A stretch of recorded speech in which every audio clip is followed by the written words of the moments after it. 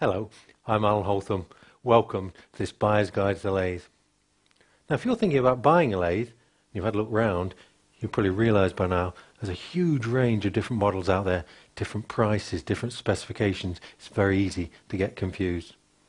This guide will help you choose the right model. But beware, wood turning is seriously addictive.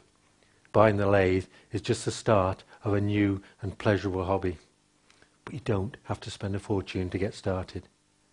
Before we go any further though, let's just have a look at the main components of the lathe and get familiar with their names. This is the headstock which carries the main spindle. Now the spindle is powered from the electric motor through a series of stepped pulleys to give us some speed variation for different diameters of work.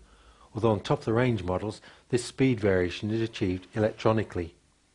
Now the headstock may be either fixed or on some models, by slackening off underneath, it may swing round to give us bigger capacity for turning bowls. The bed can be tubes, can be solid bars, or it can be a flat casting. At this end we have the tailstock used for holding work between centres. Poppet barrel moves in and out on this hand wheel. The tool rest moves up and down the bed as well, locks in any position, and you can also raise and lower the tool rest itself.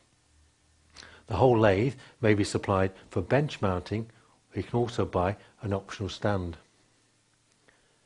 Now the two capacities you need to think about when you're buying a lathe. The distance between centres, which is the maximum distance here, which dictates the longest workpiece you can turn, and also what we call the swing, which is the distance from the spindle to the bed, and obviously determines the biggest piece of work you can turn over the bed. There are a lot of very cheap lathes on the market. They all look the same, and actually some of them seem to represent quite good value for money. There's a definite correlation here, perhaps more so in lathes than any other machine, between what you pay for and what you get. Many of these actually come with a leg stand and may even incorporate a mechanical variable speed drive as well, a feature normally reserved for top of the range machines. All is not as it seems though.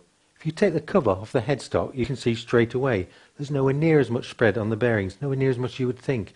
The bearings are there and there. This pulley overhangs the main spindle by a huge amount, putting leverage on the spindle. This is surely going to introduce vibration when you're turning, particularly on bigger items.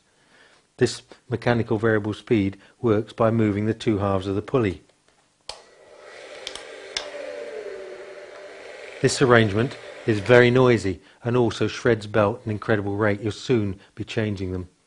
The castings on these lathes are very poor quality, very soft and prone to breaking.